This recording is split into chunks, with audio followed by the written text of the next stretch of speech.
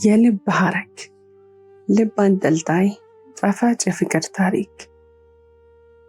ደራሲ ኢዘዲን፣ ተራኪ ረዚቃ መሐመድ። ለቻናላችን አዲስ ከሆናችሁ ላይክ፣ ሼር እና ሰብስክራይብ በማድረግ ቤተሰቦቻችን እንድትሆኑ በታላቅ አክብሮት እንጋብዛችኋለን። 7 ዓመት ሙሉ የፈጀ ዝምታ። 7 ዓመት ለአንዳንዶቻችን ተራ የቁጥር ድርድር ወይም በዘመኑ ስሌት የሚለካ ጊዜ ሊሆን ይችላል። ለእኔ ግን 765,000 የመከራና የጥበቃ ዓመታት ነበሩ። አባቴ መጨረሻ እስትንፋሱን በፊቴ ላይ እያርገበገበ በዛች በለሰለሰችና ትንፋሽ ባጠራት ድምፁ አደራሽን ሂክማ ብሎኝ ወደማይመለስበት ዓለም ካመራ ጀምሮ ቤታችን ውስጥ ያለው አየር ሁሉ የታሸገ ይመስል ነበር። ሞት ሳይሆን ሕይወት ራሱ የቆመበት ትንፋሽ የናፈቀው ከባድ ዝምታ። ከመስኮቱ ባሻገር የሚታየው ሰማይ እንደ ልቤ የጠቆረ ይመስለኛል። ነፋሱ በዛፉ ቅርንጫፎች መካከል ሲያፏጭ የአባቴን የመጨረሻ ቃል ይዞብኝ የሚመጣ እየመሰለኝ ስንት ሌሊቶችን በንቃት አሳለፍኩ። ቤት ውስጥ ያሉት ዕቃዎች ሁሉ፣ ያረጁት መቀመጫዎችና ግድግዳው ላይ የተሰቀሉት ፎቶዎች ትዝታ እየወለዱ ያስጨንቁኛል። እርሱ ጥሎኝ የሄደው ትልቅ ቪላ፣ የተንጣለለ ግቢ ወይም በባንክ የተቆለለና በዝና የሚነገር ሀብት አይደለም። ጥሎልኝ የሄደው ትልቅ ሚስጥር ነበር። 7 ዓመት ሙሉ በመቃብሩና በሕይወቴ መካከል እንደ ሐረግ ተተብትቦ የቆየ ሊፈታ ያልቻለ ሚስጥር። ዛሬ ግን ያ ዝምታ ልሳን አውጥቷል። ውሰጁ ሂክማ የሚለው የሕግ ጠበቃው ድምፅ ከ7 ዓመት በኋላ የተሰማ የመጀመሪያው ነጎድጓድ ይመስል ነበር። በጠበቃው ቢሮ ውስጥ ያለው የድሮ ወረቀቶች፣ ያረጁ መጽሐፍትና የፋይል ሽታ ከአፍታ በፊት ከነበረው ጭንቀቴ ጋር ተደባልቆ አፍኖኛል። ጠበቃው አሮጌውን አቧራ የለበሰውን በብረት የተቆለፈውን ካዝና በዝግታና በጥንቃቄ ከፈተው። የአባትሽ አደራ ዛሬ ተፈቷል፣ ጊዜው ደርሷል፣ ውሰጂው አለኝ። ድምፁ በዕድሜና በኃላፊነት ብዛት እየተንቀጠቀጠ ነበር። የ7 ዓመቱ ዝምታ ተሰበረ።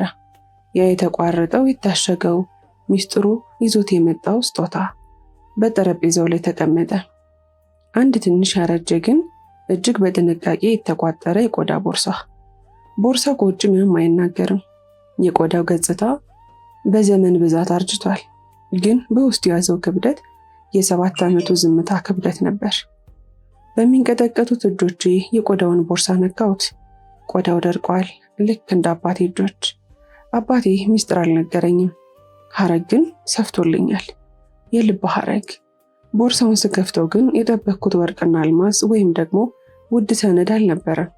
በውስጡ የነበረው አንድ ያረጀ ደብዳቤና አንድ በሚያንጸባርቅ አረንጓዴ ክር የተጠለፈ ሚስጥር የከበበው ትንሽ ጨርቅ ብቻ ነበር። ይሄ ብቻ ነው አልኩት በለሆሳስ፣ ግራ መጋባትና ተስፋ መቁረጥ በዋጠው ድምፄ። ጠበቃው ዝም ብሎ አንገቱን ደፋ። ደብዳቤውን አንብቢው አለኝ። መልሱ ያለው እዛ ላይ ነው። ደብዳቤውን ስዘረጋው የአባቴ የእጅ ጽሑፍ ገና ትኩስ ሲመስል አይኖቼን ወጋቸው። የእጁ መርገብገብ በቃላቱ መሃል በግልጽ ይታያል። እንዲህም ይላል፣ ልጄ ሂክማ፣ ዝምቴ ጥላቻ ሳይሆን የጥበቃ ነበር። ዓለም ክፉ ናትና ሚስጥሬን 7 ዓመት አሸኩት። ይህ ሐረግ የሚመራሽ ወደ ሀብት ሳይሆን 7 ዓመት ሙሉ ስትጠብቂ ወደ ነበረው የነፍስሽ ግማሽ ነው።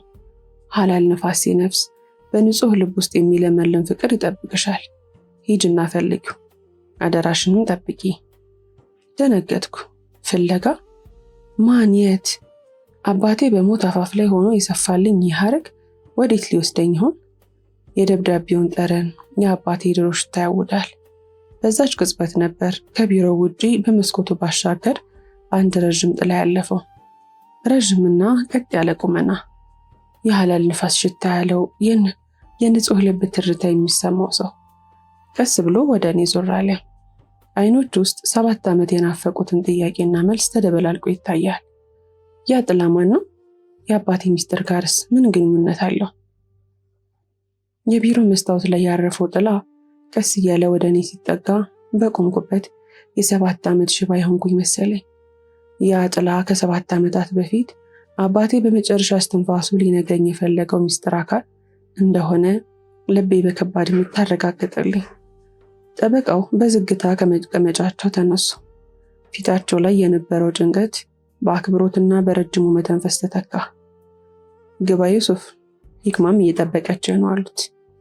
ወደ ውስጥ የገባው ወጣት ቁመናው ቀጥ ያለ፣ ትከሻው ሰፊና በራስ መተማመን የሚታይበት ቢሆንም አይኖቹ ግን ጥልቅ የሆነ ሐዘንና የረጋ መረጋጋት ያረፈባቸው ነበሩ። የለበሰው ነጭ ሸሚዝ ከጥቁር ሱሪው ጋር ተደምሮ ንጽህናውን ያጎለዋል። ነገር ግን ከሁሉ በላይ ትኩረቴን የሳበው በግራ እጁ አንጓ ላይ የታሰረው ያው እኔ በእጅ ያዝኩት አይነት አረንጓዴ ሐር ክር ነበር። የሐረጉ ጥልፍልፍ ልክ እንደኔው አይነት ጥበብ ያለው ነው። ሰላም ላንቺ ይሁን ሂክማ አለኝ። ድምፁ ልክ እንደረጋ ወንዝ የሚፈስ ግን ደግሞ የከበደ ስልጣን ያለው ነበር። አባትሽ ይህንን ቀን ለ7 ዓመታት ሲያልመው እኔ ደግሞ ስፈራውን የኖርኩት አለኝ። ድንጋጤን መቆጣጠር አቃተኝ። ማነህ? አባቴን ይታውቀዋለህ? ለምንድነው ላለፉት 7 ዓመታት አንድም ቀን ታይተህ የማታውቀው? ለምንድነው አባቴ አንተን እዚህ ቢሮ እንድንገናኝ ያደረገው? ጥያቄዎቼ ልክ እንደ መለከት ድምፅ ቢሮውን አናወጡት። ዩሱፍ ዝም ብሎ ወደ ጠረጴዛው ተጠጋ። እኔ በእጅ ያዝኩትን ያረጀ የቆዳ ቦርሳና በውስጡ ያለውን ደብዳቤ ባይኗ ማተረ። ከዚያም ቀስ ብሎ እጁን ወደ ኪሱ ሰዶ የሐረጉን ሌላኛውን ጫፍ የሆነውን አረንጓዴ ክር አወጣ። ይህ ሐረግ ግማሹ ያንቺ እጅ ላይ ነው ያለው፣ ሌላኛው ደግሞ እኔ ጋር። አባትሽ በሞት አፋፍ ላይ ሆኖ የሰፋው ይህ ሐረግ የፍቅር ብቻ ሳይሆን የከባድ አደራ መተሳሰሪያ ነው። አንቺን ከሩቁኝ እንድጠብቅሽ፣ ጊዜው ሲደርስ ደግሞ እውነቱን እንድገልጥልሽ ቃል ገብቼልህ ነበር። በረጅሙ ተነፈሰና ወደ መስኮቱ ዞረ፣ የውጭውን መንገድ ባይኑ እያሰሰ። አባትሽ የሞተው በበሽታ አልነበረም። የሞተው አንቺንና ይህንን ሚስጥር ለማዳን ሲል ነው። ያንን ሚስጥር ሊጠቀሙት የፈለጉ ሰዎች እስትንፋሱን ነጠቁት። እርሱ ግን ሚስጥሩን ለ2 ከፍሎ በትኖት ሄደ። ቃላቱ ልክ እንደ መብረቅ ራሴ ላይ ወረዱ። 7 ዓመት ሙሉ አባቴ በበሽታ እንደሞተ አምኜ የኖርኩት ያ እውነት በአንድ ጀንበር ፈረሰ። ልቤ ውስጥ የነበረው ሐዘን ወደ ንዴትና ወደ ስጋት ተቀየረ። ምን ማለትህ ነው? ማነው ታዲያ የገደለው? አንተስ በዚህ ውስጥ ምን እጅ አለህ? ይህ አረንጓዴ ክርስ ምንድን ነው አልኩት። ድምፄ በንዴትና በለቅሶ ታንቆ። ዩሱፍ ወደ እኔ ዞረ። አይኖቹ ውስጥ የእውነት ነጸብራቅ ይታያል። እሱን ለማወቅ ወደ ኋላ መመለስ አለብን። አባትሽ ለምን ዝም እንዳለ፣ ለምንስ እኔ እንደመረጠኝ የምታውቂው ያኔ ነው። አሁን ግን እዚህ መቆየት አንችልም።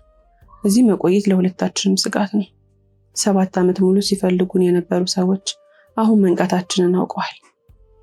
ጠበቃውን በጭንቀት ቶሎ ሄዶ ሂክማ፣ የዩሱፍን እጅ አትልቀቂ፣ አባትሽ ያመነው እሱን ብቻ ነው አላት።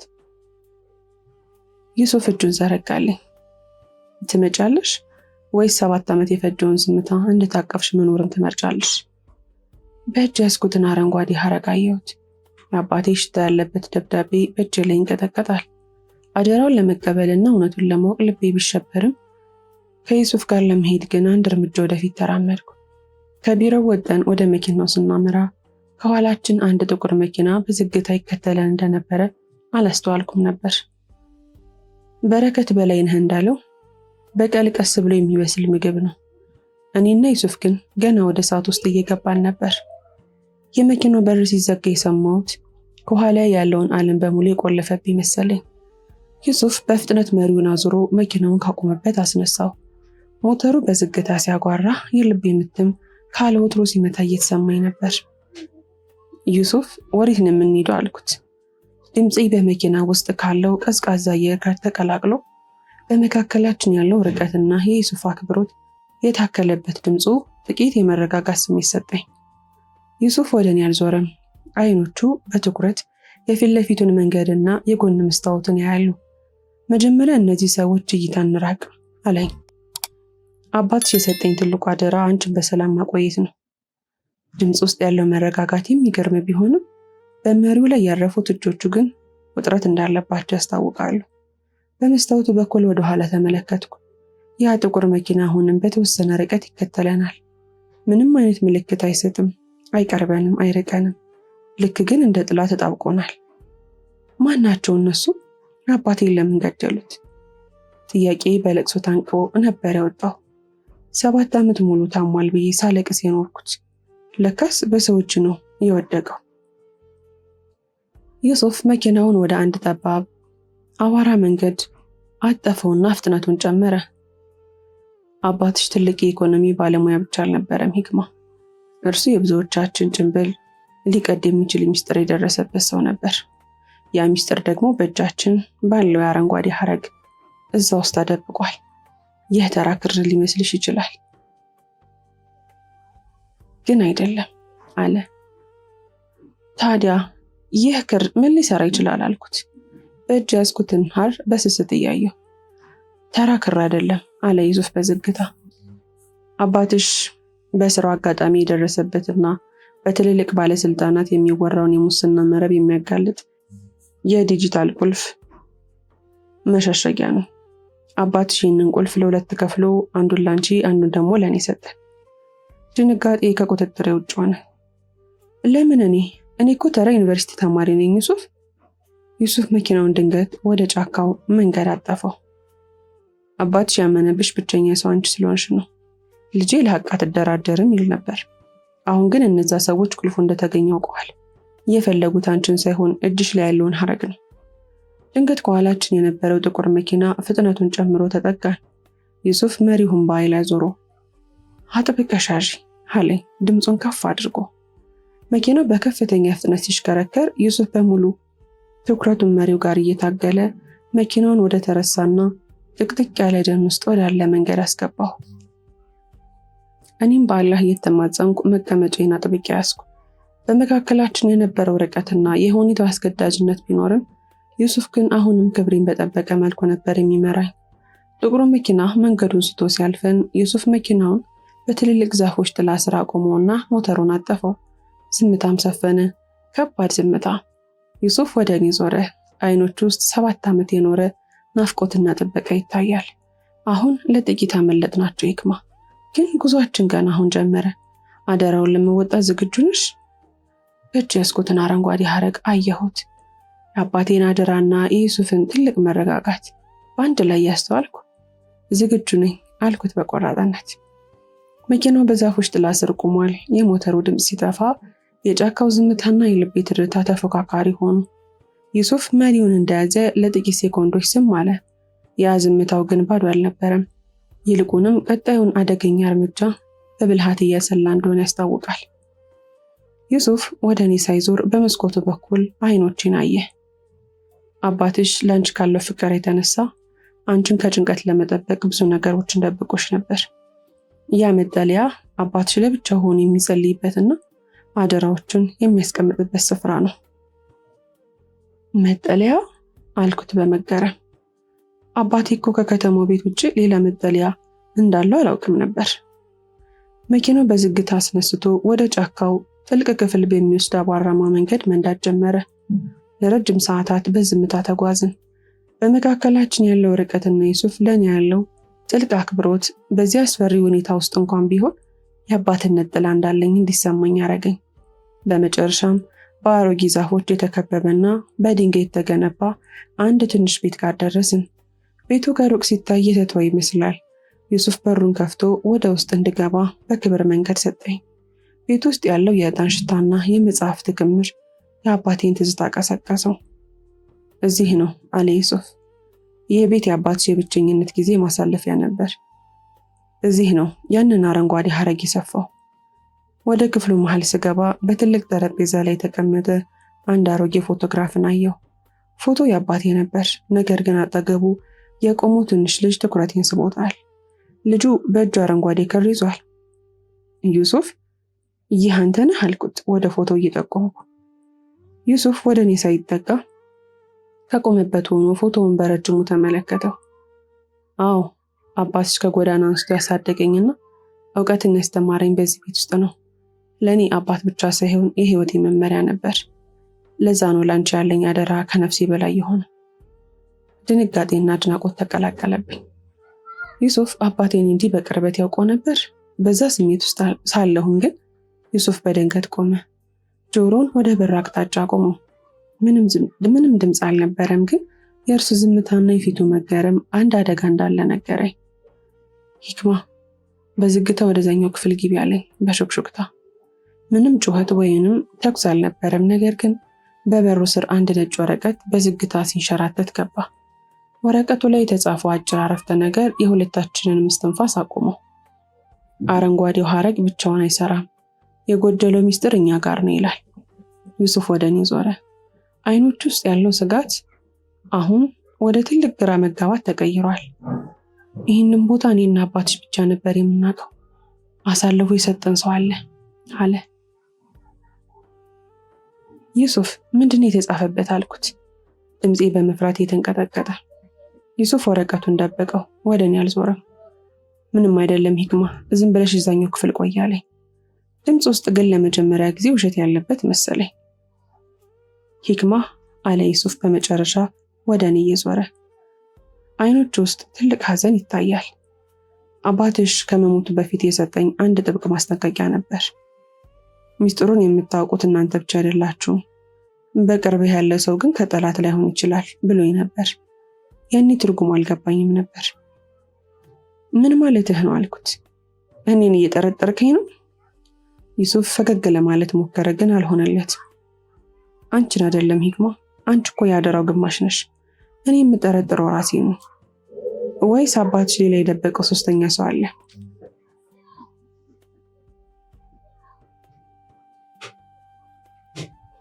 ድንገት ከቤቱ ጣሪያ ላይ የኮቴ ድምፅ ተሰማ። ዩሱፍ ወዲያውኑ መብራቱን አጠፋው። ክፍሉን በጨለማ ተዋጠ። ድምፅሽን አጥፊ አለኝ በሹክሹክታ። በጨለማ ውስጥ ዩሱፍ ወደ እኔ ተጠጋ። ምንም እንኳን ባይነካኝም የእርሱ መገኘትና ጥበቃ ግን በዛ ጭንቀት ውስጥ እንኳ ትልቅ መከታ ሆነኝ። ዩሱፍ በዝግታ ወደ በሩ አመራ። በሩን ሳይከፍት በበሩ ቀዳዳ በኩል ወደ ውጭ ተመለከተ። ዩሱፍ ምን አየህ አልኩት በሹክሹክታ።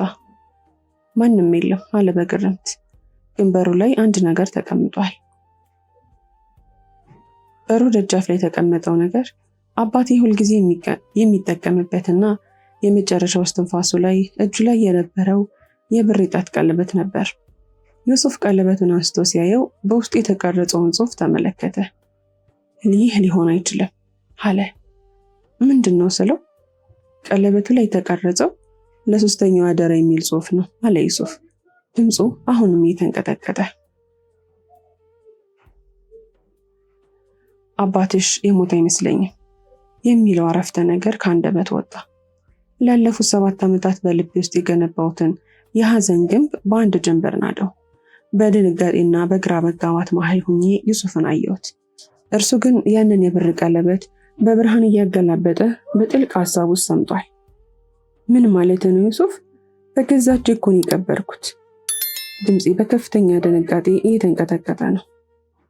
ያንን ሁሉ መሪር ሐዘን፣ ያንን ሁሉ ለቅሶ እንዴት ልትረሳው ትችላለህ? እኔ እኮ አፈር ስመልስበት የነበረው ምስል ዛሬም ድረስ ከዓይኔ አይጠፋም።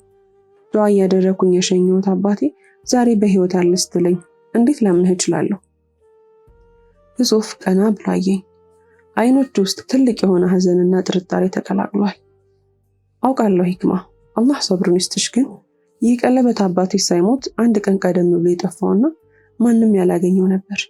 አሁን እዚህ በራችን ላይ በዚህ ምስጢራዊ መጠለያ ደጃፍ ላይ እንዴት ሊመጣ ይችላል? ደግሞስ ይህ ለሶስተኛው አደራ የሚለው ጽሑፍ አባትሽ ለእኔና ለአንቺ ብቻ ሳይሆን ለሌላ ሰው ምስጢር ሰጥቶ እንደነበረ ማረጋገጫ ነው። በቤት ውስጥ የነበረው አየር በጥርጣሬ ታፈነ። ዩሱፍን አየሁት፣ እርሱም አየኝ። በመካከላችን ለጥቂት ጊዜ የነበረው መተማመን አሁን በጥያቄ ምልክት ተተካ። ዩሱፍ አባቴን ከጎዳና ተነስቶ እንዳሳደገውና እንደ ልጁ እንደሚያዩ ቢነግረኝም አሁን ግን ምናልባት እኔን ለመደበቅ እየሞከረ ይሆን የሚል ስጋት በልቤ ውስጥ ተቀረጸ። ዩሱፍ፣ ያ ሰው አንተ ብትሆንስ አልኩት፣ አንድ እርምጃ ወደ ኋላ እየተራመድኩ። ይህ ሁሉ ድራማ እኔን ለማታለል የተዘጋጀ ቢሆንስ? አንተስ ከእነዚህ ሰዎች ጋር ተባባሪ ብትሆንስ አልኩት። ዩሱፍ አንገቱን ደፋ። በአላህ ይሆንብኝ ሂክማ፣ እኔ በአንቺ ላይ የማውቀው ምንም ነገር የለም። ወመከሩ ወመከረ አላህ ወላሁ ኸይሩል ማኪሪን። አላህ ደግሞ ከሴረኞች ሁሉ በላጭ ነው። እኔ አደራሽን የምበላ ሰው በሆን ኖሮ እስከ ዛሬ በሰላም አትቆይም ነበር። ወደ መኪናው ስናመራ ልቤ ልክ እንደ ሞተሩ ይርገበገብ ነበር። ዩሱፍ መኪናውን ካቆመበት አስነስቶ ወደ ከተማው አቅጣጫ በፍጥነት መንዳት ጀመረ። ለሰዓታት በመካከላችን ዝምታ እንደሰፈነ ነው። ዩሱፍ አይኑን ሰብሮ መሪውን ይዞ በትኩረት ይነዳል። እኔ ደግሞ በእጅ ያዝኩትን አረንጓዴ ሐረግና አዲሱን የብር ቀለበት እያየው በሐሳብ ተውጫለሁ። ድንገት ግን ከኋላችን የነበሩት መብራቶች በከፍተኛ ፍጥነት ተጠጉም። ዩሱፍ ለመምለጥ ከመሞከር ይልቅ መኪናውን በዝግታ ወደ ዳር አቆመው። ለምን ቆም ካልኩት በድንጋጤ። ብንሸሽም ሊለቁን አይችልም ሂክማ፣ ደግሞም አንቺን አደጋ ላይ መጣል አልፈልግም አለኝ በረጋ ድምፅ። አላህ ካላዘዘ በቀር ማንም ሊነካን አይችልም። ከመኪናዎች ውስጥ ሰዎች ወረዱ። ነገር ግን ከመካከላቸው አንዱ ሰው ቁመናውና አረማመዱ ልክ እንደ አባቴ ነበር። ያ ሰው ቀስ እያለ ወደ መስኮታችን ተጠጋ። ዩሱፍ በመሪው ላይ እጆቹን አጥብቆ እንደያዘ ሂክማ አይንሽን ስበሪ አትመልከች አለኝ።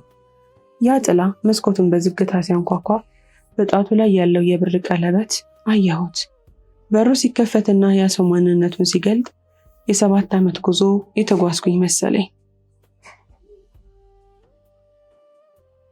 አባቴ አይደለም፣ ግን ቁመናው፣ የአይን አወቃቀሩና ድምፁ የአባቴን ወንድም አጎቴን አብዱል ሐኪምን ይመስላል። አጎቴ አብዱል ሐኪም አባቴ ከመሞቱ በፊት በስደት ወደ ውጭ ሀገር እንደሄደና ከዚያም ደብዛው እንደጠፋ ነበር የሚነግረኝ። 7 ዓመት ሙሉ የት እንደነበረ ሳናቅ ዛሬ በዚህ አስፈሪ ምሽት የት ተገኘ? ሂክማ አለ ድምፁን ዝቅ አድርጎ። ያ ድምፅ የአባቴን የድምፅ ቅላጼ ስለያዘ ብቻ ውስጤ በናፍቆት ተናወጠ። አጎቴ አልኩት፣ ድምፄ በመኪና ውስጥ ካለው ቀዝቃዛ አየር ጋር እየተጋጨ። ዩሱፍ ከመኪና ወርዶ በአክብሮት ቆሟል። በመካከላቸው ያለው መግባባት ግን አዲስ አይመስለኝም። ዩሱፍ፣ ይህ ሁሉ ነገር ምንድን ነው? አጎቴ እዚህ ምን ያደርጋል? አባቴ አልሞተም ያልከው ስለዚህ ነው? አጎቴ አብዱል ሐኪም ወደ መስኮቱ ይበልጥ ተጠጋ። በጣቱ ላይ ያለው የብር ቀለበት በጨለማ ውስጥ ያብለጨልጫል። ሂክማ ልጄ፣ አባትሽ በሕይወት የለም። ዩሱፍ ያንን የነገረሽ በድንጋጤ ውስጥ እንዳለች ስለተረዳና ለደህንነትሽ ሲል ተስፋ ለመስጠት ነበር። ነገር ግን አባትሽ የሰጠው አደራ 3 እንጂ 2 አልነበረም። 3ኛው አደራ አልኩት ግራ በመጋባት። በእጅ ያዝኩትን አረንጓዴ ሐረግ አጥብቄ ጨበጥኩት። አዎ አላጎቴ በረጅሙ እየተነፈሰ። አንቺ አረንጓዴውን ሐረግ ግማሽ፣ ዩሱፍ ደግሞ ሌላኛውን ግማሽ ይዛችሁታል። 3ኛው አደራ ግን በእኔ እጅ ላይ ነው ያለው። የሚስጥሩ መፍቻ ነው። አባትሽ ይህንን ያደረገው 3ታችሁም ካልተገናኛችሁ በስተቀር ሚስጥሩ እንዳይጋለጥ ብሎ ነው። እኔም ይህንን ቀን ስጠብቅ በስደት ቆይቻለሁ። በዚህ መሃል ዩሱፍ በትኩረት ዙሪያውን ይቃኛል። አብዱል ሐኪም፣ እዚህ መቆየት የለብንም። እነዚያ ሰዎች በቅርብ ርቀት ላይ ናቸው። በዱዓና በጥንቃቄ መጓዝ አለብን። ዩሱፍ አሁንም ለእኔ ያለው አክብሮትና ጥበቃ እንደቀጠለ ነው። ወደ አጎቴ መኪና ተዛወርን። አጎቴ መሪውን ያዘ። ዩሱፍ ከፊት ተቀመጠ። እኔ ደግሞ ከኋላ ሆኜ ያንን አረንጓዴ ሐረግና አዲሱን የብር ቀለበት እያየው በሐሳብ ተውጫለሁ። አጎቴ፣ አባቴ ለምን ይህንን ሁሉ ሚስጥር ፈጠረ አልኩት። አጎቴ በመስታወቱ በኩል አይኖችን እያየ ምክንያቱም አባትሽ የያዘው ሚስጥር የብዙ ምስኪኖችን ሀቅ የሚመልስ ነበር። ያ የአረንጓዴ ሐረግ ውስጥ ያለው ኮድ በሀገሪቱ ትልልቅ ተቋማት ውስጥ በስውር የተቀመጠውንና የተዘረፈውን የየቲሞችና የደካሞችን ገንዘብ የሚያሳይ መረጃ ነው። አባትሽ ይህ ገንዘብ ለባለቤቶቹ መመለስ አለበት ብሎ ስለታገለን የተገደለው። መኪናችን በጸጥታ ወደ አንድ ትልቅ መስጂድ ግቢ ውስጥ ገባ። በዚያ በሌሊት መስጂዱ በዝምታ ተውጧል። እዚህ ነው አላጎቴ። 3ኛው አደራ የሚፈታው በዚህ መስጂድ ውስጥ ባለው አሮጌ ሳጥን ነው። ልክ ከመኪናው ልንወርድ ስንል የዩሱፍ ስልክ አበራ። ዩሱፍ ስልኩን አይቶ ደነገጠ። ወደ እኔ ዞሮ ግን ትከሻው ሲወጠር አስተዋልኩኝ። ስልኩ ላይ የመጣው መልእክት ከማይታወቅ ቁጥር ነበር።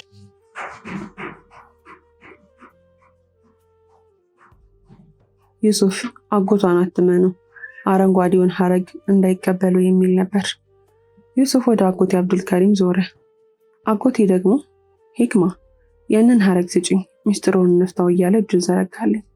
በዩሱፍ አይን ውስጥ ያለውን ስጋትና በአጎቴ ፊት ያለውን መቸኮል ሳስተውል አየሩ ድንገት በጥርጣሬ ተሞላ። አሁን ማን እንደሆነ የማናውቀው በበሩ ስር የጥንቃቄ መልእክት አስገብቶልናል። አሁን ደግሞ ስልክ ተላከ። ዩሱፍ በዝግታ ወደ እኔ ጠጋ አለ። ሂክማ ሐረጉን አትልቀቂ አለኝ። ድምፅ ውስጥ የነበረው መረጋጋት ጠፍቷል።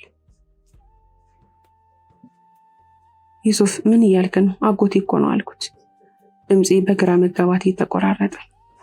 የአባቴ ወንድም የደም አካል እኮ ነው። ለ7 ዓመታት የናፈቅኩት ቤተሰቤን እንዴት እንዲህ ትላለህ? ዩሱፍ ወደ እኔ አልዞረም። አይኖቹ አሁንም አጎቴ አብዱል ሐኪም ላይ ተተክለዋል። አጎትሽ መሆኑን በደምሽ ታውቂ ይሆናል ሂክማ፣ ግን አሁን የደረሰኝ መልእክት የልብ ሰላም ይነስቶኛል። አባትሽ ይህንን ሚስጥር ለ3 የከፈለ በምክንያት ነው። አንዱ ሌላኛው እንዲጠብቅ እንጂ አንዱ ሌላኛው እንዲያጠፋ አይደለም። ዩሱፍ ቀስ ብሎ ወደ እኔ ዞሮ በአይኖቹ አጽናናኝ።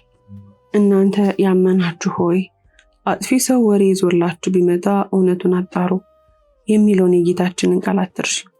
አሁን የምናጣራበት እንጂ በስሜት የምንቸኮልበት ጊዜ አይደለም። አጎቴ አብዱል ሐኪም ፊት በንዴት ተቀየረ። ዩሱፍ አንተ ማንህና ነው በእኔና በወንድሜ ልጅ መሃል የምትገባው? እኔ ለዚህ ሚስጥር ስል ስንት ዓመት በስደት ቆይቻለሁ። አሁን ደግሞ ጊዜው ደርሷል። ሂክማ ልጅ አትስሚ። ይህ ልጅ አባትሽ የሰጠውን አደራ ለብቻው ሊወስድ ፈልጎ ነው። ሁለቱም እርስ በርሳቸው ሲካሰሱ፣ እኔ ግን በእጅ ያዝኩትን አረንጓዴ ሐረግ አጥብቄ ጨበጥኩት። አላህ ሆይ ሐቁን አሳየኝ ብዬ በውስጥ የተማጸንኩ። በመስጅዱ በረንዳ ላይ ያለው ብርሃን በነፋሱ ሲወዛወዝ የአጎቴን እጅ አንጓ ተመለከትኩት።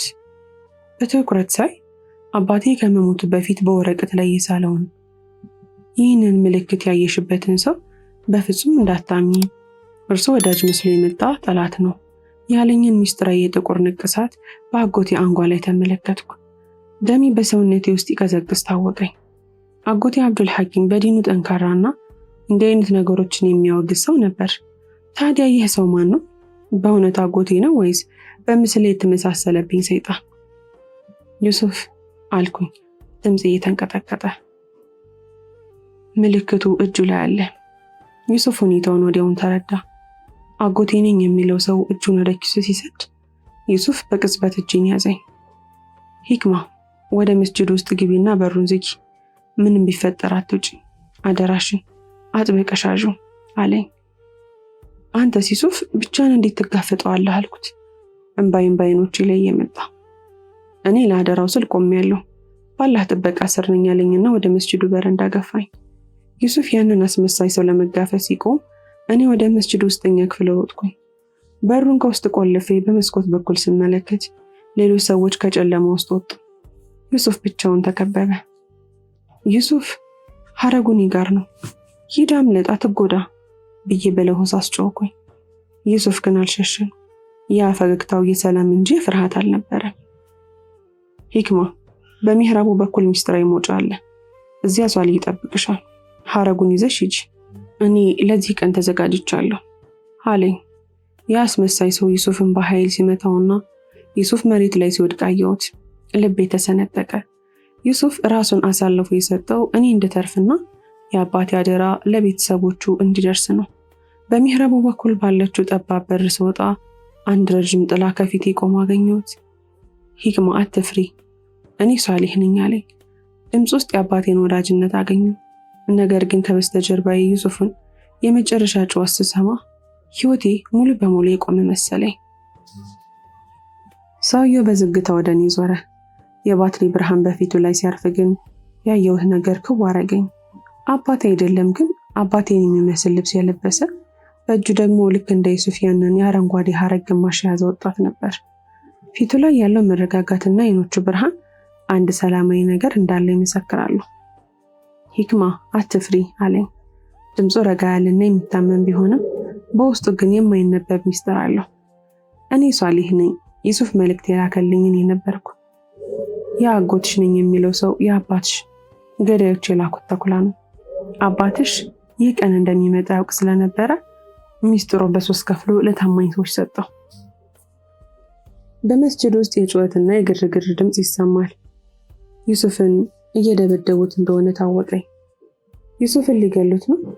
እንዴት ጥለነው እንሄዳለን ብዬ ወደ መስጅዱ ልመለስ ስል ሷሊህ እጄን ሳይነካ በልብሱ ጫፍ ያዘኝ።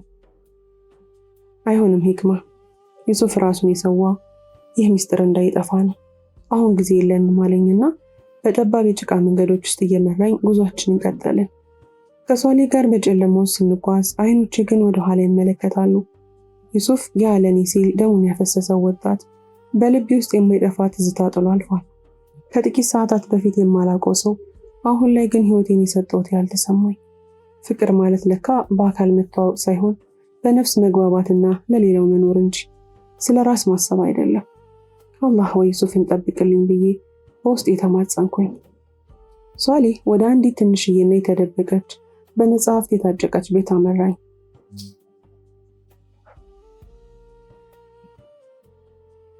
ቤቷ ውስጥ የአባቴ የእጅ ጽሑፎችና የድሮ ማስታወሻዎች ተቀምጠዋል። ሷሊ በሐሳብ ተዋጠ። ሂክማ፣ አባትሽ ከመሞቱ በፊት የነገረኝ አንድ ነገር አለ። ይህ አደራ የሚፈታው በሶስት ሰዎች እንጂ ሲገጣጠም ብቻ ነው። አንዱ እኔ ነኝ፣ ሁለተኛው አንቺ ነሽ፣ ሶስተኛው ደግሞ ዩሱፍ ነው አለኝ። ዩሱፍ አሁን በጠላቶች እጅ ወድቋል፣ እንዴት ሊሆን ይችላል አልኩት በጭንቀት ድምፄ። ሷሊ ትክ ብሎ ተመለከተኝና የልቤን መሸበር የተረዳ መሰለ። አትጨነቂ ሂክማ፣ ወላሂ የደጋግ ሰዎችን ስራ አያጠፋም። ለልብሽ እርጋታ ይሆንሽ ዘንድ ይህንን የአላህን ቃል አስታውሽ። አላህ እነዚያ ካመኑት ላይ ጠላቶቻቸውን ይከላከላል።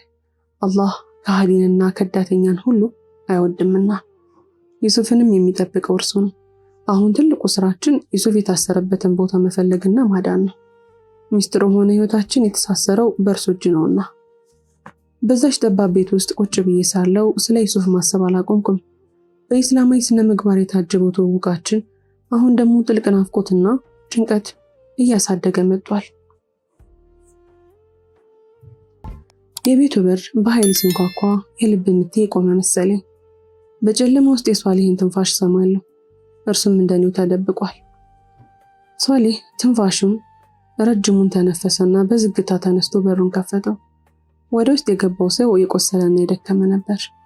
ልቤ በደስታ ሊፈነዳ ደረሰ። ዩሱፍ መስሎኝ ነበር። ነገር ግን የገባው ሌላ ወጣት ነበር። ምን ተገኘ? ዩሱፍ የት አለ ሲል ሷሊ በጭንቀት ጠየቀው። ወጣቱ አየር ለመውሰድ እየታገለ ዩሱፍን ወስደውታል ወደ ጥቁር ሸለቆ። እስር ቤት ነው የወሰዱት። በጣም ተጎድቷል፣ ግን ሚስጥሩን አላወጣም አለ። ይህንን ስሰማ ዓለም የጨለመብኝ። ያ ላወቀኝና ላልጠገብኩት ሰው እንዲህ መቃጠል ግራ ቢገባኝም ስሜቴን መቆጣጠር አልቻልኩም። እሄዳለሁ አልኩት ሳላቅማማ። ዩሱፍ ህይወቱን አሳልፎ የሰጠው ለኔ ነው። እኔ ደግሞ ዝም ብዬ እዚህ አልቀመጥም። አላህ ከኛ ጋር ነው አልኩት ለሷሊ። ሷሊ በአይኖቹ ውስጥ ያለውን ጽናት አይቶ ፈገግ አለ። ጥሩ፣ እንግዲያውስ መዘጋጀት አለብን። ነገር ግን ከዚያ በፊት ይህንን ማወቅ አለብሽ አለና አባቴ የጻፈውን አንድ ጥንታዊ ብርቅዬ ወረቀት አወጣ። አባትሽ እንዲህ ሲል ጽፎ ነበር። ሚስጥሩ የሚከፈተው በሶስት ልቦች ትስስር ነው። አንዱ የደም ትስስር፣ አንዱ የታማኝነት ትስስርና ሶስተኛው ደግሞ የንጹህ ፍቅር ትስስር ነው። ልቤ በድንገት መምታት ጀመረ። ንጹህ ፍቅር? ይህ ምን ማለት ይሆን? ሷሊህ ወረቀቱን መልሶ ከሰበሰበ በኋላ ወደ ሸለቆ ከመግባታችን በፊት በዱዓ መበርታት አለብን አለኝ። አላህ ሆይ ደረቴን አስፋልኝ፣ ነገሬንም አግራልኝ ብዬ ዱዓ አደረኩ። በዚያች ሌሊት በልቤ ውስጥ ለዩሱፍ ያለኝ ስሜት ከማንኛውም ዓለማዊ ፍቅር በላይ መሆኑን ተረዳሁ። ንጋት ላይ ሷሊህና የወጣት ለመነሳት ተዘጋጁ። እኔም ሂጃቤን አጥብቄ አሰርኩኝ። ገና ረዥም መንገድ ይጠብቀናል። በሩን ከፍተን ስንወጣ ከሩቅ የሚሰማው የፈረሶች ኮቴ ግን አንድ ነገር እንዳለ ያመለክታል። ሷሊህ ወደ እኔ ዞሮ ሂክማ፣ ምን ቢፈጠር ወደ ኋላ እንዳትመለከች አለኝ። ሷሊህ የመስኮቱን መጋረጃ በጥንቃቄ ፈተሸ። ውጭ ያለው ጨለማ እንደ ከባድ እርሳስ በከተማዋ ላይ ተጭኗል። ከሩቅ የሚሰማው የፈረሶች ኮቴ ቀስ በቀስ እየቀረበ ቢሄድም የነፍሴን ስጋት ግን ሊቀይረው አልቻለም። ወጣቱ ትንፋሹ የተቆራረጠ ዩሱፍን ጥቁር ሸለቆ ውስጥ ባለችው አሮጌ ወታደራዊ ካምፕ እስር ቤት አይቼዋለሁ፣ ግን በቅርብ ወደ ሌላ ቦታ ሊያዘዋውሩት ነው አለ። ሂክማ፣ መነሳት አለብን አለኝ ሷሊህ። ድምፅ ውስጥ ያለው ጥንቃቄ ያስፈራል። ጥቁር ሸለቆ ድረስ ያለውን መንገድ በእግር ነው የምንጓዘው። ፈረስ ብንጠቀም ጠላቶቻችን ድምፃችንን በቀላሉ ይሰሙታል። የጫማዬን ማሰሪያ አጥብቄ አደረግኩኝ። ሂጃቤን ከፊቴ ላይ ሸፈን አድርጌ ከቤት ወጣን። የሌሊቱ አየር እንደ ሹል ቢላ ሳምባይ ውስጥ ሲገባ ነፍስ የታወከች መሰለኝ። ጉዟችን ረዥም ነበር። ከሰዓታት የእግር ጉዞ በኋላ እግሮቼ መሬት መርገጥ አቃታቸው። በአንድ ድንጋይ ተደናቅፌ ልወድቅ ስል ሷሊህ በልብሱ ጫፍ ያዘኝ። ሂክማ ትንሽ እንረፍ አለኝና አንድ አሮጌ ዛፍ ስር እንድንቀመጥ አደረገ። ጉሮሮዬ በውሃ ጥም ደርቋል። ያንን የዛለ እግሬን እያየሁ አባቴ ሆይ ይህንን ሁሉ አደራ ለምን ለእኔ ብቻ የተውክልኝ የሚል የድክመትና የቅሬታ ጥያቄ በውስጥ የተመላለሰ። ሷሊህ አልኩት በዝግታ ትንፋሽ እያጠረኝ። ይህ ሰው በእርግጥ ዩሱፍ ያለበትን ያውቃል ወይስ ወጥመድ ውስጥ እየገባ ነው? አንተስ ብትሆን የአባቴን ስም እየተጠቀምክ ወደማልፈልገው ገደል እየመራኸኝ ቢሆንስ አልኩት። ሷሊህ ቆመና ወደ እኔ ዞረ። አይኖቹ በጨለማ ውስጥ እንደ ከዋክብት ይፈልቃሉ። ሂክማ መጠርጠርሽ መብትሽ ነው። የአባትሽ ልጅ መሆንሽም ይመሰክራል። ነገር ግን እውነተኛ እምነት ጨለማ ውስጥ ሆነሽ አላህ ብርሃን እንደሚሰጥሽ ማመን ነው። ዳግም ጉዟችንን ቀጠልን። በየመሃሉ ቆመን ትንፋሽ ስንወስድ ስለ ዩሱፍ አስባለሁ። በጉዟችን መሃል አንዲት አሮጌ መቃብር አጠገብ ስናልፍ ሷሊህ ድንገት ቆመ። ዝቅ በይ አለኝ፣ ከሩቅ የሚንቀሳቀስ የባትሪ ብርሃን እያየ። ጠላቶቻችን ፈረሶቻቸውን ርቀው አቁመው በእግር እየፈለጉን እንደሆነ ገባኝ። ለጥቂት ደቂቃዎች ትንፋሻችንን አጥፍተን መሬት ላይ ተደፋን።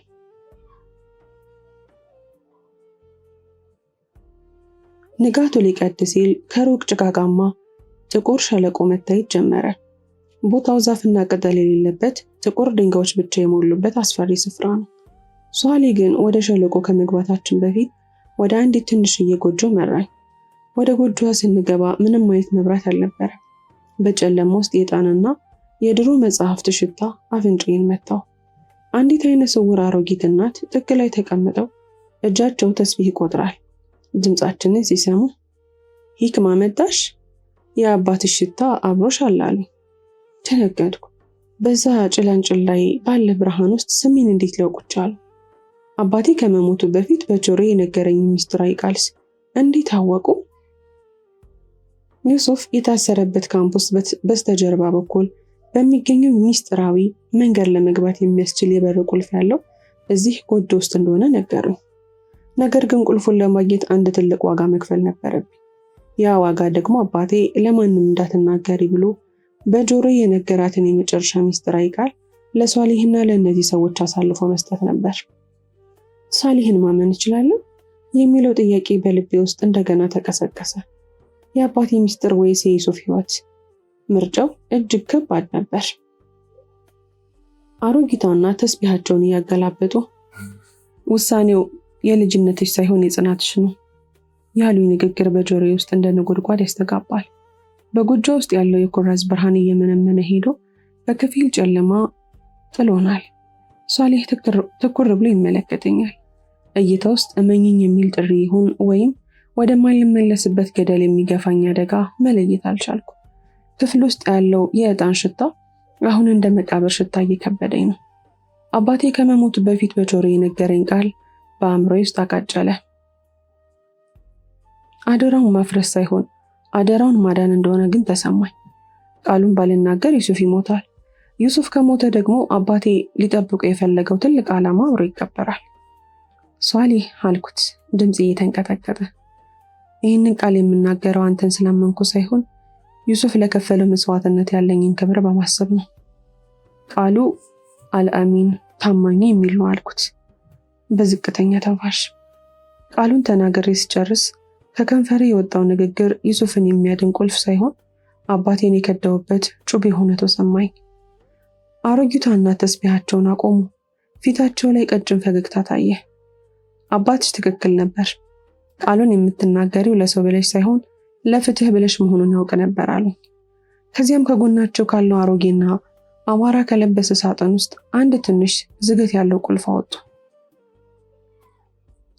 ይህ ቁልፍ ወደ ካምፑ ጓሮ የሚወስደው ሚስጥራዊ መተላለፊያ በር መክፈቻ ነው። ዩሱፍ ወዳለበት ክፍል የሚወስደው ብቸኛው መንገድ እርሱ ነው አሉ። ቁልፉን ስቀበል እጄ እንደበረዶ ይቀዘቅዛል። ሷሊህ ቁልፉን ተረክቦ እንሂድ፣ ንጋቱ ሊወጣ የቀሩት ደቂቃዎች ናቸው አለኝ። ከጎጆ ወጥተን ወደ ጥቁር ሸለቆ ጉዟችንን ቀጠልን። ወደ ካምፑ ጓሮ የሚወስደው የውሃ ማፋሰሻ ቱቦ ጋር ደረስ። ቦታው ጠባብና የሚሰነፍጥ ሽታ ያለው ነበር። ሷሊህ ቁልፉን አውጥቶ ሲታገል ዝገት የበላው ብረት ጭው የሚል ድምፅ ሰማ። በዚያ ጠባብ ቱቦ ውስጥ ስንገባ የአየር እጥረት ተሰማኝ። በስተቀኝ በኩል ካለው ክፍል ግን ዝቅ ባለ ድምፅ የሚሰማ የአልሐምዱሊላህ ድምፅን ሰማው። የዩሱፍ ድምፅ ነው፣ ግን እንደ ድሮ ብርቱ አይደለም። የዛለና የታመመ ነው። ሷሊህ የበሩን መወርወሪያ ከፈተው። በክፍሉ ውስጥ አንድ ትንሽ የጨረቃ ብርሃን በመስኮት በኩል ትገባለች። ዩሱፍ ጥግ ላይ ተቆራምዶ ተቀምጧል። ልብሱ ተቀዷል። ፊቱ በደም ተለውሷል። አካሉ በብርድ ተመቷል። ፊልም ላይ እንደሚታየው ጀግና በኩራት ቆሞ አልጠበቀኝም። ይልቁንም በቆሰለ ሰብአዊነት ውስጥ ሆኖ አገኘሁት። ዩሱፍ አልኩት፣ ድምፄ በእንባ ታንቆ። ዩሱፍ ቀና ብሎ አየኝ። አይኖቹ ውስጥ ጥልቅ ናፍቆትና ብልጭ ብሎ ወዲያው የሚጠፋ ትካዜ ነበር። በምትኩ ግን ልብ የሚሰብር ቁልጭ ያለ ህመም ታየ። ሂክማ እዚህ ምን ታረጊያለሽ አለኝ በደረቅ ከንፈሩ። ከዚያም ወደ ሷሊህ አየና ሁሉንም ነገር ተረዳ። ሚስጥሩን፣ አባታችን የሰጠሽን አደራ አሳልፈሽ ሰጠሽው? ዩሱፍ ላደነህ ስል ነው አልኩት። እንባዬ ጉንጬ ላይ እየፈሰሰ። ዩሱፍ ዝም አለ። ያ ዝምታው ግን ከንግግር በላይ ይወቅሰኝ ነበር። አደራውን አፍርሰሽ እኔን ማዳንሽ ትርጉም የለውም ሂክማ።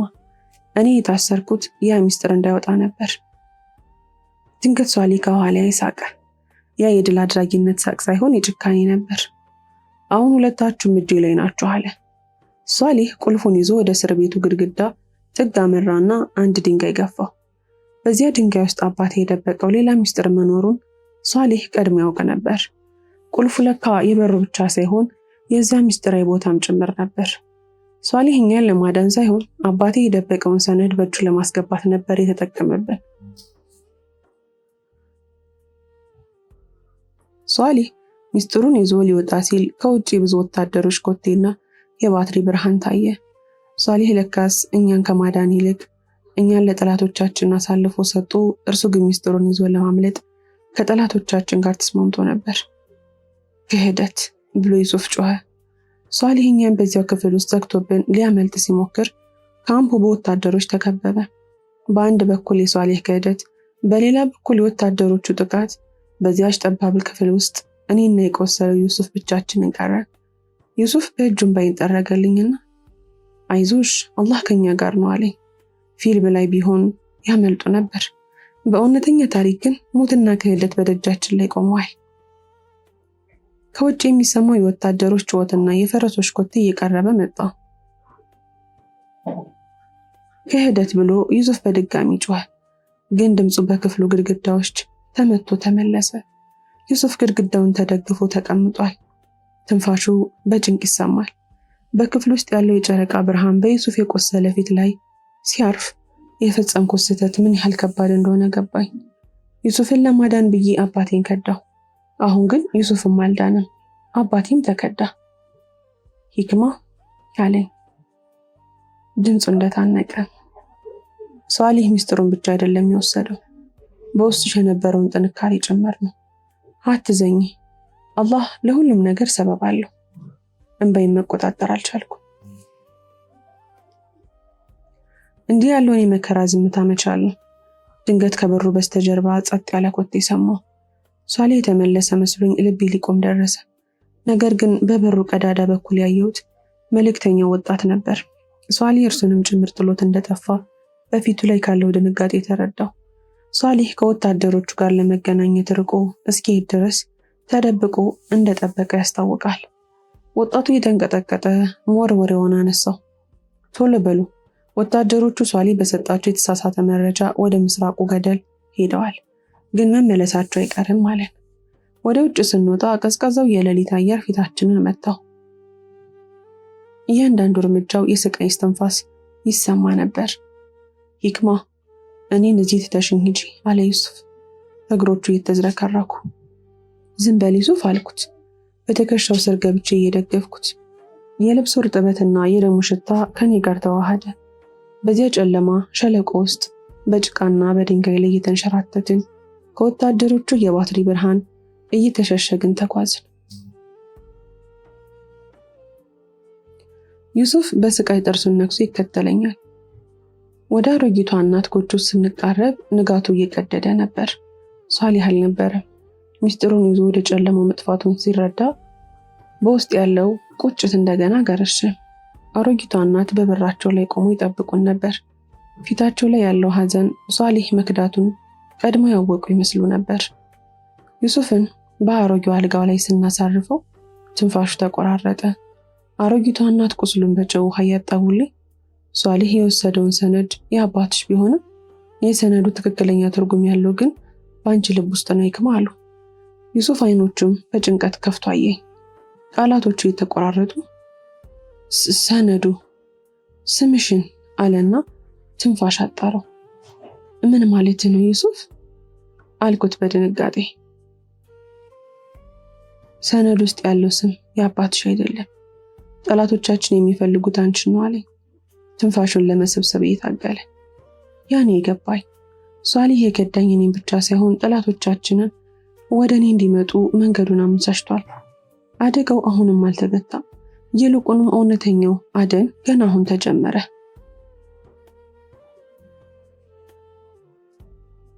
አሮጊቷ እናት አንድ ትንሽ የቆዳ ከረጢት አቀበሉኝ። ሂክማ፣ ንጋቱ ሚስጥርን አይሸፍንም። ወታደሮቹ ወደዚህ መምጣታቸው አይቀርም። እዚህ መቆየት አትችይም አሉ። ግን ዩሱፍ፣ እሱም በዚህ ሁኔታ ጥዬው አልሄድም አልኩኝ። ዩሱፍን መተው ማለት ገላይን ቆርጦ እንደመጣል ነበር የተሰማኝ። እግሮቼ ከቤቱ ወለል ጋር የተጣበቁ መሰለኝ። አሮጊቷ እናት ወደ ዩሱፍ ተጠግተው ግንባሩን በረጅሙ ዳበሱት። ዩሱፍ እዚህ ይቆያል። እነርሱ የሚፈልጉት አንቺን ነው። አንቺ ከዚህ ከቆየሽ ዩሱፍንም አደጋ ላይ ትጥያለሽ። ይህ ትልቅ ፈተና ነበር። ለምትወደው ሰው ስትል ብቻህን ወደ ጨለማ መጓዝ። ዩሱፍን አየሁት። እጁን ያስኩት። እጁ ያቃጥላል። ዩሱፍ አላህ ይጠብቅህ ብዬ በጆሮ ሽክ አልኩት። ስወጣ ወደ ኋላ ተመልሼ ያየሁት የመጨረሻ እይታ ልቤን እንደ መስታወት ሰባበረው። የቆዳ ከረጢቱን በልብሴ ስር ደብቄ ከረጢት ውስጥ ያለውን ነገር ጠንካራና ቀዝቃዛ ነበር። ወረቀት ብቻ እንዳልሆነ ገባኝ። ከጆሮ ወጥቼ በሸለቆ እግርጌ ያሉት ቁጥቋጦች መሸሸጊያ እንዲሆኑኝ እየተጠነቀቅኩኝ ጉዞዬን ጨመርኩ። ድንገት ታዲያ ከበስተጀርባዬ የፈረስ ኮቴ ሰማሁ። ቁጥቋጦ ውስጥ ተደብቄ ያየሁ ሷሊህ ነበር። ብቻውን ግን አይደለም፣ ከ3 ወታደሮች ጋር ነው። ፊቱ ላይ ያለው መሸማቀቅ ጠፍቶ አሁን በቁልቁለቱ ላይ በንቀት ይመለከታል። ሷሊህ ከመጮህ ይልቅ ፈረሱን በዝግታ እየጋለበ ሂክማ፣ እዚህ እንዳለሽ አውቃለሁ፣ አታስቸግሪኝ፣ መጨረሻሽን አታስከፊው አለ። ወታደሮቹ ወደ አሮጊቷ ጎጆ ሲቃረቡ አየሁ። ያ አላህ ዩሱፍን ጠብቀው ብዬ በውስጥ ጮህኩኝ። ምንም ልረዳው የማልችልበት ያ መራራ ሰዓት ከሞት በላይ ከበደኝ። በድንጋዮቹ መሃል እየተሳብኩኝ ወደ ገደሉ አቅጣጫ አመራው። እግሬ ተንሸራቶ ድንጋይ ላይ ሲንከባለል ድምፁ ለሷሊህ የተሰማው መሰለኝ። ሷሊህ ፈረሱን ወደ እኔ አቅጣጫ ዞረው። አይኖቹ አካባቢውን በንቃት ይቃኛሉ። እዚያሽ ቅጽበት በእውነተኛ እምነትና በታላቅ ፍርሃት መሃል ቆምኩኝ። ከረጢቱን አጥብቄ ያዝኩት። ሷሊህ ፈረሱን እያስጋለበ ወደ ተሸሸኩበት ቁጥቋጥ መጣ። የሆነ ነገር የጠረጠረ ይመስላል። ድንገት ፈረሱን አቆሞ አካባቢውን ጸጥ አለ። ሷሊህ በጥርጣሬ ዙሪያውን ካየ በኋላ ሆን ብሎ ድምፅ አጥፍቶ ለመያዝ እንዲመቸው ከፈረሱ በላይ በዝግታ ወረደ። ትንፋሽን አጥፍቼ መሬት ላይ ተለጠፍኩ። የፈረሱ ትንፋሽና የሷሊህ የጫማ ኮቴ ወደ እኔ እየቀረበ መጣ። ያ አላህ፣ አንተ ጠባቂ ነህ ብዬ በልቤ ተማጸንኩኝ። ያ አላህ፣ በምድር ላይ ያለሁት እኔና ሷሊህ ብቻ የሆንን መሰለኝ። ሷሊህ በጥርጣሬ አይኖቹን ወደ መሬት ሰደደ። ወደ እኔ ጎንበስ ሲል ከሩቅ የአሮጊቷ ጎጆ አቅራቢያ የወታደሮቹ ግርግርና የፈረሶች ኮቴ ተሰማ። ያዝ ነው የሚል ድምፅ በንፋስ ታጅቦ በደብዛው መጣ። ሷሊህ ፊቱ ላይ የብስጭትና የድል ድብልቅልቅ ያለ ስሜት ታየበት። ትኩረቱ ወደ ጩኸቱ ተሰረቀ። እኔን ፍለጋ ጊዜ ማጥፋት እንዳልፈለገ በሚያስታውቅ ሁኔታ በቁጣ ወደ ፈረሱ ተመልሶ ወጣና ወደ ጎጆ አቅጣጫ ጋለበ። ሷሊህ ከራቀ በኋላ በረጅሙ ተነፈስኩ። ዩሱፍ፣ ወታደሮቹ ዩሱፍን ማግኘታቸውንና የደጓን እናት ኸዲጃን ጎጆ መክበባቸውን ስረዳ ደሜ በውስጤ ቀዘቀዘ። የኸዲጃ መጠለያ በጭስ ሲታፈን ሳየው የጥፋተኝነት ስሜት አቃጠለኝ። ያ ጭስ የቤቱ መቃጠል ብቻ ሳይሆን የኔም የቀድሞ ህይወትና የመመለሻ ተስፋዬ ማብቂያ ምልክት ነበር። ወደ ጎጆ ተመልሼ ልሩጥ? እኔን ያዙኝ፣ እሱን ልቀቁት ልበላቸው? ግን አሮጊቷ እናት የነገሩኝ ቃል ጆሮዬ ላይ አስተጋባ እና መንገዱን፣ ቁልቁለቱን፣ አስቸጋሪውን መንገድ ድጋሚ ተጓዝኩ። ጥቂት እንደተጓዝኩኝ ከፊቴ አንድ ሰፊና ፈጣን ወንዝ አጋጠመኝ። ወንዙ እንደሚጮህ አውሬ ድምፁ ያስፈራል። በእውነተኛ ህይወት ተአምር አያመጣም። ተአምሩን ራስህ በላብህ ትሰራዋለህ። ወንዙን ለመሻገር ግዴታ ውስጥ ሆኜ ወደ ቀዝቃዛው ውሃ ገባሁ። የቆሰሉ እግሮቼ በድንጋይ ሲላተሙና የውሃው ቅዝቃዜ ደረቴን ሲያፍነው ሞት በቅርብ እንዳለ ተሰማኝ። በዚያች የድካም ቅጽበት የቆዳ ከረጢቱ በደረቴ ላይ ሲጋጭ አባቴ ሚስጥሩን ሲሰጠኝ የነበረው ትዝታ በአእምሮዬ መጣ። ልጄ፣ ሚስጥሩ የሚጋለጠው ብርሃን ሲያርፍበት ብቻ ነው ይለኝ ነበር። ያኔ ትርጉሙ አልገባኝም። አሁን ግን በብርድ የተንቀጠቀጥኩኝ ሳስበው አባቴ ብርሃን ሲል ስለ ፀሐይ ሳይሆን ስለ እውነትና ስለ ጽናት እያወራ እንደነበረ ገባኝ። ከወንዙ ማዶ ያለው ንጋት መጠጊያ የሚሆን ሳይሆን የሚያጋልጥ ብርሃን ይዞ መጣ። እርጥብ ልብሴ ከገላይ ጋር ተጣብቆ ብርዱ እንደ ቀዝቃዛ ቢላዋ አጥንቴ ውስጥ ይገባል። ወንዙን ተሻግሬ ማዶ እንደወደኩኝ ለጥቂት ደቂቃዎች መንቀሳቀስ አቃተኝ። በቀዝቃዛ እጆቼ ደረቴ ላይ የታሰረውን የቆዳ ከረጢት ፈታሁት። ዩሱፍ የታሰረው ኸዲጃ ቤታቸው የጠፋው ለዚሁ ከረጢት ነው።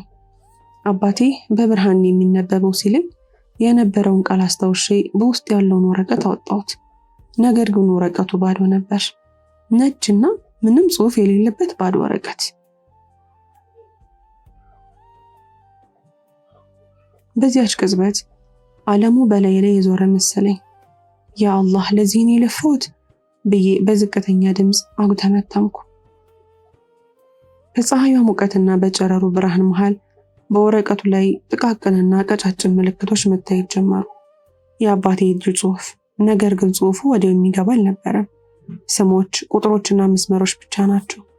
የአባቴ ሚስጥር ለካ እንዲህ በቀላሉ የሚፈታ አልነበረም። ትርጉሙ ግራ ገባኝ።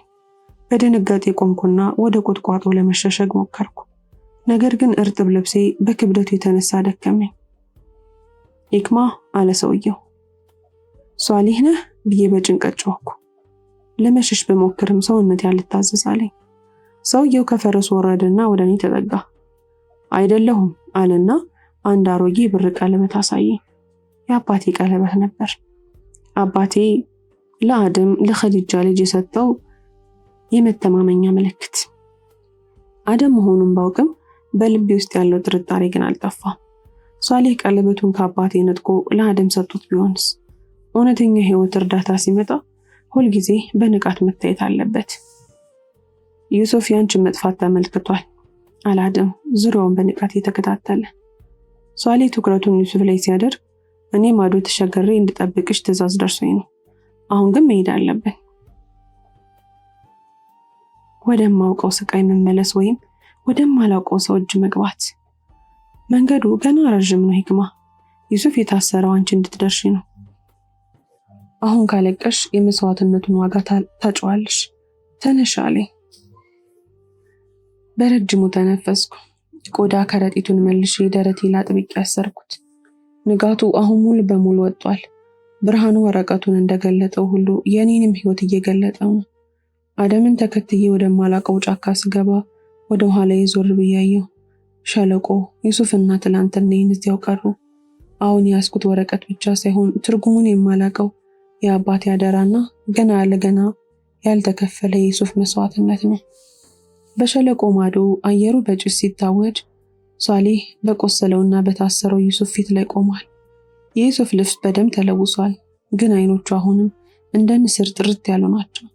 በእውነተኛ ህይወት ጀግንነት ማለት ህመም አለመሰማት ሳይሆን ህመም አጥንት ድረስ ዘልቆ እየሰበረውም ለአላህ ብሎ ዝምታን መምረጥ ነው። ዩሱፍ ከንፈሮቹ በደም ደርቀዋል።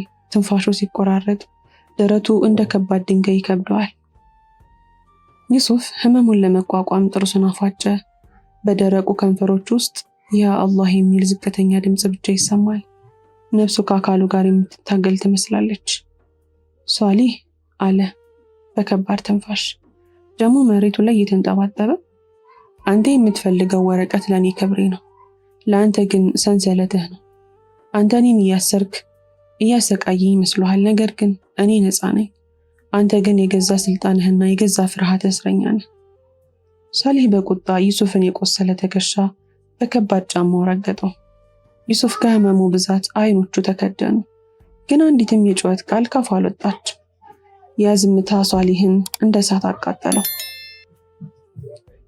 በተመሳሳይ ሰዓት እኔና አደም በጫካው ጥልቀት ውስጥ በዝምታ እንጓዛለን።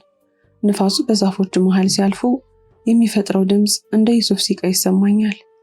አደም በድንገት ፈረሱን አቆመ። አፍንጫውን ወደ ንፋሱ አቅጣጫ ሰዶ ዙሪያውን በንቃት አየ። በእውነተኛ አደጋ ውስጥ መጀመሪያ የሚመጣው ድምፅ ሳይሆን ድንገተኛ የዝምታ መከበር ነበር። አደም ምን ሆነ? ለምን ቆምን? አልኩት። ውሾቹ አለ አደም ቃናው ተለውጦ። የሷሊህ አነፍናፊ ውሾች ሽታችንን አግኝተዋል። ከሩቅ የውሾቹ ጩኸት እንደ መርዶ ነጋሪ በጫካ ውስጥ አስተጋባ። አደም ፈረሱን በኃይል አስነሳው። በጫካው መሃል ስንጋልብ የዛፍ ቅርንጫፎቹ ፊቴን ይዋጭሩታል። የአካላዊ ህመም ግን በልቤ ውስጥ ካለው የጥፋተኝነት ስሜት ጋር ሲወዳደር ምንም ነበር። ከሷሊህ ጅራፍ ይልቅ የዩሱፍ ዝምታ ይበልጥ ያማል። አደም ዩሱፍን እዚያ በሞት አፍትተነው መሄዳችን ግን ልክ ነው? እንዴት ልባችን ይጨክናል? አላህስ ምን ይለን ይሆን አልኩት። ሂክማ አለ አደም ወደ ኋላው ሳይዞር ፈረሱን ይበልጥ እያፈጠነ። አንቺ ከተያሽ ዩሱፍን ስቃይ ትርጉም ያጣል። እሱ ራሱን የሰጠው አንቺ ሚስጥሩን ይዘሽ እንድትተርፊ ነው። አሁን መመለስ ማለት እሱን መርዳት ሳይሆን የከፈልነውን ዋጋ ማርከስ ነው። ቃላቶቹም ልክ እንደ ጅራፉ ገረፉኝ። ውሾቹ እየቀረቡ መጡ። ድምፃቸውን አሁን በቅርብ ይሰማል። አደም ወደ አንድ ገደላማ ጠባብ መንገድ ፈረሱን አዞረው። ያ አላህ አንተ ጠብቀን። ምክንያቱም በእውነተኛ ትግል ውስጥ እንባ መንገድን ይጋርዳል። እኔ ደግሞ አሁን ከፊት ለፊት ያለው ገደል ለማለፍ የጠራ ዓይንና የጸና ልብ ሊኖረኝ ይገባል። ዩሱፍ አለ ሷሊህ የግርፋቱን ጅራፍ መሬት ላይ የጎተተ። ድምፁ አሁን ተስፋ መቁረጥ ይጋባበታል። ይህ መጨረሻህ ነው። ያቺ ልጅ አሁን ጫካ ውስጥ በውሾቼ ትገባለች። አንተ ለምን ለሌላው ወረቀት ስትል ነፍስህን ለምን ትሰጣለህ? ዝምታህ ማንን ያደናል? ዩሱፍ አንገቱን ቀና ለማድረግ ሞከረ። እያንዳንዱ የጡንቻው እንቅስቃሴ እንደ እሳት ያቃጥለዋል። በዓይኑ ላይ የረጋ ወደ እይታውን ቢጋርደውም በልብ ውስጥ ግን ከአለት የጠነከረ ብርሃን አለ። ሞት ለእኔ ረፍቴ ነው፣ አንተ ግን የፍርሃት መጀመሪያህ ነው አለው። ሷሊህ በቁጣ ተሞልቶ ጅራፉን አነሳ። ዩሱፍ ህመሙ አጥንቶ ድረስ ዘልቆ ሲሰማው በዚያች ጭካኔ ቅጽበት ዩሱፍ አይኖቹን ጨፍኖ ወደ ኋላ ተጓዘ። ያ አላህ አንተ ጠብቃት፣ አደራህን እንድታደርስ አግዛት ሲል በልቡ ተማጸነ። በተመሳሳይ ሰዓት እኔና አደም በጫካ ውስጥ ከሞት ጋር የተሽቀዳደምን ነው። ከፊታችን ያለው መንገድ በቅርብ በደረሰ ናዳ ተዘግቷል። ወደ ኋላ መመለስ አይቻልም።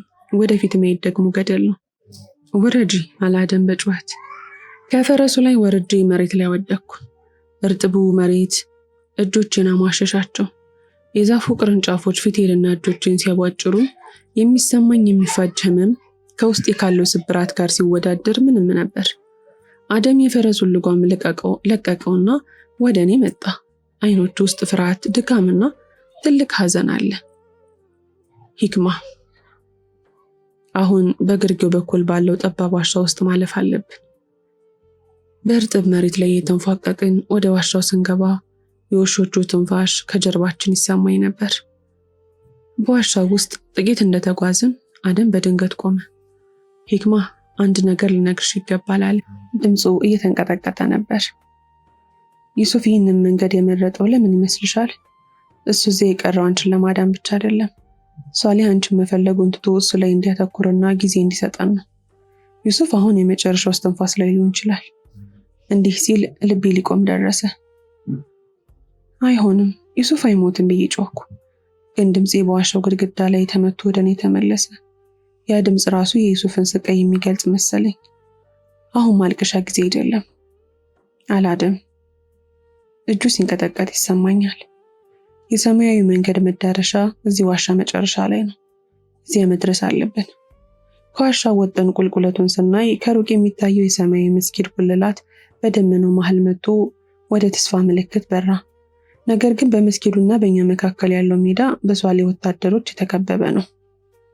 ያ አላህ፣ አንተ ዩሱፍን ጽናት፣ ለእኔ ደግሞ ጉልበት አድርግልኝ ስል ተማጸንኩ። አደም ሰይፉን መዘዘ። ሰይፉ በደበዘዙ ብርሃን ላይ ሲንጸባረቅ የመጨረሻው ፍልሚያ መጀመሩን አበሰረ።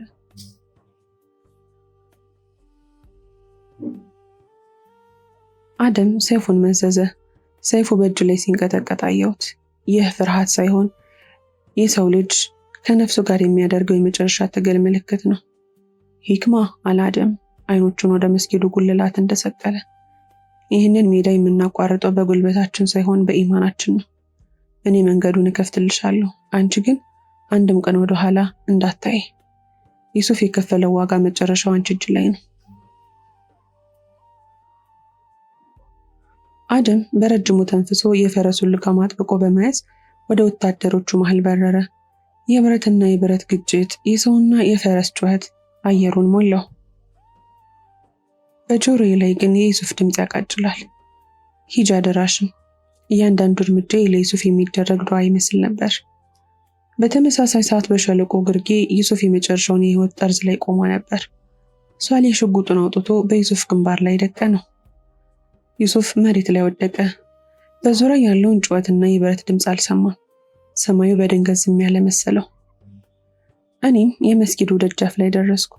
ጉልበቶቼ ተዝለፍልፈው መሬት ላይ ወደቁ። በሩን በኃይል ለመምታት እንኳን አቅም አልነበረኝም። ያ አላህ አታሳፍረኝ ስል በመጨረሻው የልብ ትርታዬ ጮህኩኝ። በሩ በቀስታ ተከፈተ። ሼህ አብዱልቃድር ነጭ ልብሳቸውን ለብሰው ከፊቴ ቆሙ። የቆዳ ከረጢቱን በእጃቸው ላይ ሳስቀምጥ ሼሁ በእንባ የተሞሉ አይኖቻቸውን እያዩ እንዲህ አሉ። ልጄ፣ አንቺ አደራውን ብቻ ሳይሆን የአንድን ጀግና ብርሃን ይዘሽ መጥተሻል። እውነት እዚህ ደርሳለች፣ ግን ዋጋው ከባድ ነው አሉ። ከመስጊዱ ግቢ ውስጥ ቁጭ ብዬ ከአድማስ ማዶ ፀሐይ ስትወጣ አየሁ። ነገር ግን ልቤ ሸለቆ ውስጥ ካለው ዩሱፍ ጋር ቀርቷል። ከቆይታ በኋላ አደም በደም ተለውሶ ወደ መስጊዱ ግቢ ገባ። አደም ብዬ ጮህኩና ወደ እሱ ሮጥኩ። ዩሱፍስ የት አለ? አደም ዝም ብሎ አየኝ። አይኖቹን ወደ መሬት ሰበረ። ዩሱፍ ተርፏል ሂክማ አለ ድምፁ እየተቆራረጠ። ነገር ግን የከፈለው መስዋዕትነት አካሉን ጎድቶታል። ዩሱፍ አሁን እኛን ማየት አይችልም። ብርሃኑን አጧል ሂክማ። አደም ሲናገር እንባው በጉንጬ ላይ ወረደ። ነገር ግን ቆሜ ቀረው።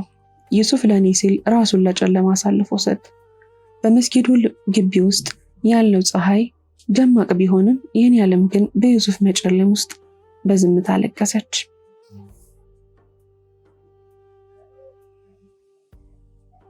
አደም ትንፋሹ ሲቆራረጥ ይሰማኛል። ፊቱ ላይ ያለው ጠባሳ ገና አልደረቀም፣ ግን አይኖቹን ወደ መግቢያው በር ሰክቶ እንደ ሐውልት ቆሟል። በውስጡ ያለው የጸጸት እሳት ከቆሰለ እጁ በላይ እንደሚያቃጥል አውቃለሁ። ዩሱፍን ለብቻው ጥሎ እኔን ይዞ በመምጣቱ ነፍሱ ስትወቅሰው ይሰማኛል። ከጥቂት ቆይታ በኋላ በሁለት ወታደሮች ታግዞ አንድ ሰው ወደ ግቢው ሲገባ ታየ። የልቤ ትርታ መሬቱን እንደሚመታው የፈረስ ኮቴ መፍጠን ጀመረ። ያ ሰው ዩሱፍ ነበር። ነገር ግን ያ የማውቀው ቀልጣፋና እንደ ነብር የሚተማመን ወጣት አልነበረም። እርምጃዎቹ ተንገዳጋዥ ናቸው። ቀስ ብሎ መሬቱን በበትሩ እየመታ መንገዱን በጆሮውና በልቡ እየሰማን የሚመጣው። አይኖቹ ላይ ነጭ ፋሻ ታስሯል። ያ ፋሻ ከነጭነቱ መሃል በሷሌህ ጅራፍ የፈሰሰውን የደም ጠብታ አሁንም እንደ መስዋዕትነት ምልክት ይዟል። ዩሱፍ ጥቂት እርምጃ ሲቀረው ደጋፊዎችን እንዲለቁት በምልክት አዘዛቸው። በሁለት እጆቹ አየሩን እየዳሰሰ ፊቱን ወደ ሰማይ ቀና አድርጎ ቆመ። የሚገርመው ነገር ዩሱፍ ቢያየኝም ነፍሱ ግን እዚህ መሆኔን ያወቀች መሰለኝ። ለደቂቃዎች በመካከላችን ከባድ ዝምታ ሰፈነ። አደም ወደ ዩሱፍ ጠቃለ። ድምፁ ማውጣት አልቻለም። ትከሻው በለቅሶ ተናወጠ። ዩሱፍ ግን አይኑ ባያይም አቅጣጫውን አውቆ እጁን ሰደደና የአደምን ትከሻ ያዘው። አደም ወንድሜ አለ ዩሱፍ በስሱ ፈገግ ብሎ፣ አትዘን፣ እኔ ላጣሁት ብርሃን አንተ ነህ አይን ሆንከኝ። አደራውን መስጊድ አድርሰሃል። ከዚህ በላይ ምን ድል አለ? አደም ዩሱፍን አቅፎ ሲያለቅስ እኔም ወደ እነሱ ጠጋልኩ። ዩሱፍ እጁን ከአደም ትከሻ አንስቶ አየሩን እየዳሰሰ ወደ እኔ ሰደደ። የቆሰሉ እጆቹን ያስኳቸው። እጆቹ እየተንቀጠቀጡ ነበር። ግርፋቱ ያሳረፈባቸው ጠባሳዎች በእጆቹ መዳፍ ላይ ሲያርፉ ህመሙ ልቤ ውስጥ ዘለቀ። ዩሱፍ እጆቹን ወደፊት ሰደደ። ሂክማ አለ ዩሱፍ። ድምፁ ሹክሹክታ ቢሆንም በግቢ ውስጥ እንደ ነጎድጓድ አስተጋባ። ሷሊህ አይኖችን የወሰዳቸው መሰለው። እኔ ግን አሁን ከበፊቱ በላይ በሚገባ ይታየኛል። አንቺ አደራውን መስጂድ ስታደርሺ እኔ እዚያ ዋሻ ውስጥ ሆኜ ብርሃኑ በልቤ ውስጥ ሲበራ አይቼዋለሁ። አይን ማጣት ለዚህ ዋጋ ትንሽ ነው አለ። ሻህ አብዱልቃድር ወደኛ መጡ። የቆዳ ከረጢቱን በሁለት እጆቻቸው ከፍ አድርገው ይዘውታል። ልጆቼ አሉ፣ ይህ በውስጡ የያዘው ወረቀት ዛሬ በመላው ሸለቆ የፍትህ ፀሐይ እንድትወጣ አድርጓል። የድሆች መሬት ተመልሷል። የሷሊህ ግፍ አክትሟል። ነገር ግን እናንተ የከፈላችሁት ዋጋ ለዚህ ምስጢር ነፍስ ሰጥቶታል። ዩሱፍ ብርሃኑን የሰጠው ለወረቀቱ ሳይሆን ለሰዎች ነፃነት ነው አሉ። ከ5 ዓመት በኋላ በመንደራችን ዳርቻ በሚገኘው ትንሹ ቤታችን ውስጥ መስኮቱን ከፍቼ ቁጭ ብያለሁ። ዩሱፍ ከጎኔ ተቀምጧል። ዛሬም ማየት አይችልም፣ ግን እጁን ዘርግቶ የጠዋቷን ፀሐይ ሙቀት ይዳስሳል። በመንደር ውስጥ አሁን ሰላም ሰፍኗል። ሕፃናት ያለ ፍርሃት ይጫወታሉ። አርሶ አደሮችን በገዛ መሬታቸው ላይ በነፃነት ይዘራሉ። ይህ ሁሉ በዩሱፍ የጠፋ ዓይን የተገዛ ብርሃን ነው። ሂክማ ዛሬ ሰማዩ እንዴት ነው ይለኛል፣ ሁሌም እንደሚያደርገው። ዛሬ ሰማዩ ልክ እንደ ዓይኖችህ ነው ዩሱፍ፣ ጥልቅና ሰማያዊ እለዋለሁ፣ እጁን አጥብቄ እያያዝኩት። ዩሱፍን በስሱ ፈገግ ብሎ ያንቺ ፈገግታ ለኔ ከሺህ ብርሃን ትበልጣለች። ሰዎች ሲያዩን ምስኪኑ ዩሱፍ ይሉታል። እኔ ግን ፈገግ እላለሁ፣ ምክንያቱም እውነተኛው ምስኪን በብርሃን ዓለም ውስጥ ሆኖ ልቡ በጨለማ የተሞላው ሰው ነው። ዩሱፍ ግን በጨለማ ውስጥ ሆኖ ልቡ በብርሃን የተሞላ ንጉስ ነው። የልባችን ሐረግ አልተበጠሰም፣ እንደውም ይበልጥ ጠንክሯል። እውነተኛ ፍቅር ማለት አንዱ ለሌላው ብርሃን መሆን ሳይሆን አንዱ በሌላው ጨለማ ውስጥ አብሮ መጓዝ መቻሉ መሆኑን ዩሱፍ አስተምሮኛል። በሰማያዊ መስጂድ ግቢ ውስጥ የጀመረው ታሪካችን ዛሬም በእያንዳንዱ የልብ ትርታችን ውስጥ ይኖራል። ሚስጥሩ ተጠብቋል፣ አደራውም ደርሷል፣ ነፍሳችንም በኢማን አርፋለች። ታሪኩ እዚህ ላይ ተፈጸመ። ታሪኩን ከወደዳችሁት ላይክ፣ ሼር፣ ሰብስክራይብ ማድረጋችሁን እንዳትረሱ።